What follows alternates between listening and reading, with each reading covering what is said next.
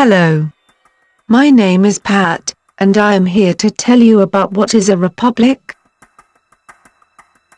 A republic is a form of government in which the government is officially apportioned to the control of the people and thus a public matter, Latin, res publica, and where officers of state are subsequently directly or indirectly elected or appointed. In modern times, a common simplified definition of a republic is a government where the head of state is not a monarch. The word republic is derived from the Latin phrase res publica, which can be translated as the public affair, and often used to describe a state using this form of government.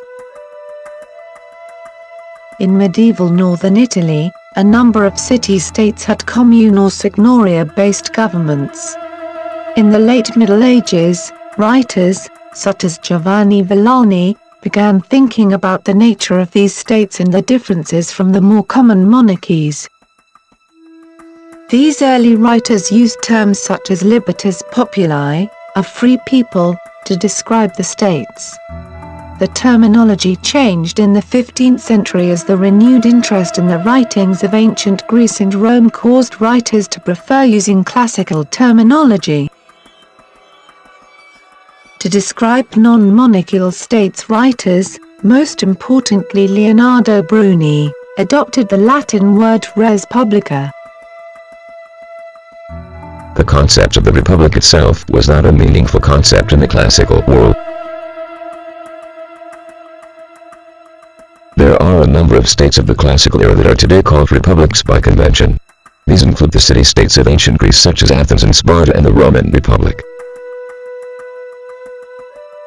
The structure and governance of these states was very different from that of any modern republic. There is a debate about whether the classical, medieval, and modern republics form a historical continuum. Kilpatrick has played a central role, arguing that there is a distinct republican tradition that stretches from the classical world to the present. Paul O'Rady, for instance, argues that the classical republics and a form of government with few links to those in any modern country. In the early 20th century, a number of Indian scholars, most notably as K.P. Jaiswal, argued that a number of states in ancient India had republican forms of government. There are no surviving constitutions or works of political philosophy from this period in Indian history. The forms of government thus need to be deduced, mostly from the surviving religious texts.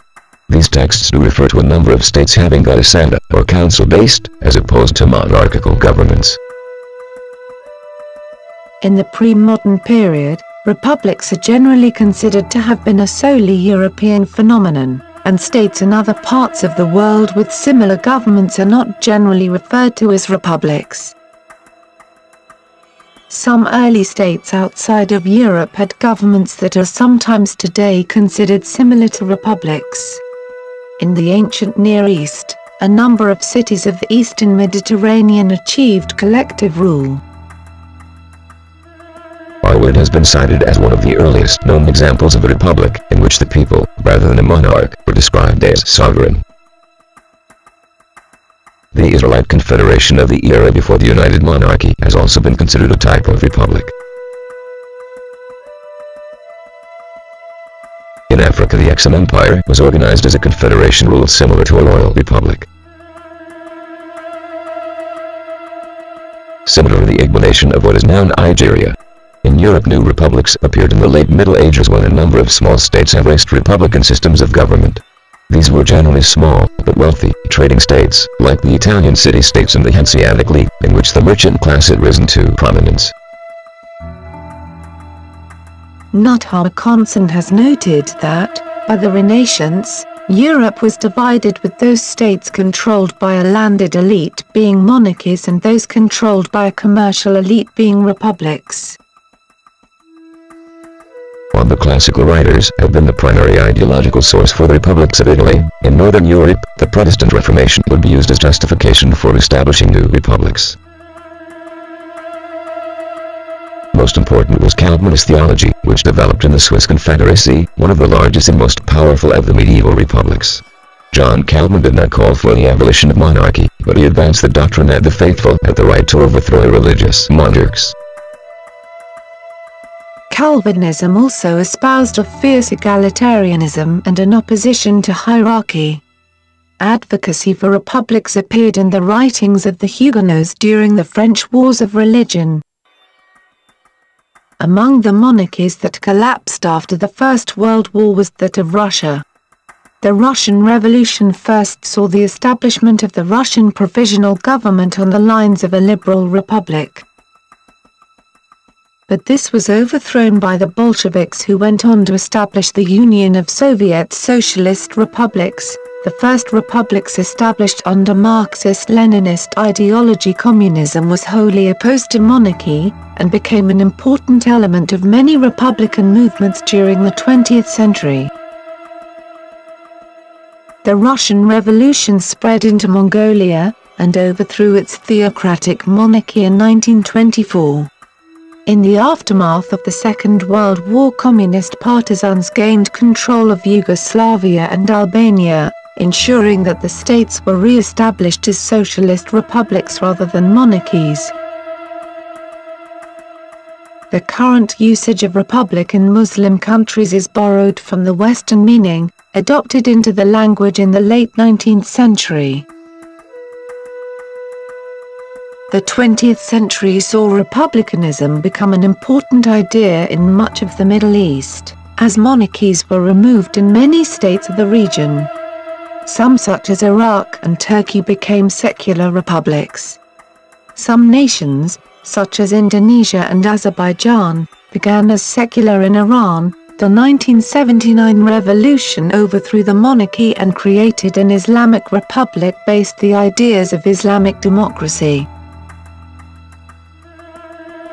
With no monarch, most modern republics use the title president for the head of state. Originally used to refer to the presiding officer of a committee or governing body in Great Britain, the usage was also applied to political leaders, including the leaders of some of the 13 colonies, originally Virginia in 1608. In full, the President of the Council. The first republic to adopt the title was the United States of America. Keeping its usage as the head of a committee, the President of the Continental Congress was the leader of the original Congress. When the new Constitution was written, the title of President of the United States was conferred on the head of the new executive branch. Today almost all republics use the title President for the head of state. In liberal democracies, presidents are elected either directly by the people or indirectly by a parliament or council. Typically in presidential and semi-presidential systems, the president is directly elected by the people, or is indirectly elected as done in the United States. In that country, the president is officially elected by an electoral college, chosen by the states, all of which do so by direct election of the electors. A distinct set of definitions for the word republic evolved in the United States. In common parlance, a republic is a state that does not practice direct democracy but rather has a government indirectly controlled by the people. This understanding of the term was originally developed by James Madison, and notably employed in Federalist Paper No. 10. This meaning was widely adopted early in the history of the United States, including in Noah Webster's Dictionary of 1828. It was a novel meaning to the term. Representative democracy was not an idea mentioned by Machiavelli and did not exist in the classical republics. The indirect election of the president through the Electoral College conforms to the concept of republic as one with a system of indirect election. In the opinion of some, direct election confers legitimacy upon the president and gives the office much of its political power. However, this concept of legitimacy differs from that expressed in the United States Constitution, which established the legitimacy of the United States President as resulting from the signing of the Constitution by 9 states. The idea that direct election is required for legitimacy also contradicts the spirit of the Great Compromise, whose actual result was manifest in the clause that provides voters in smaller states with slightly more representation in presidential selection than those in large states.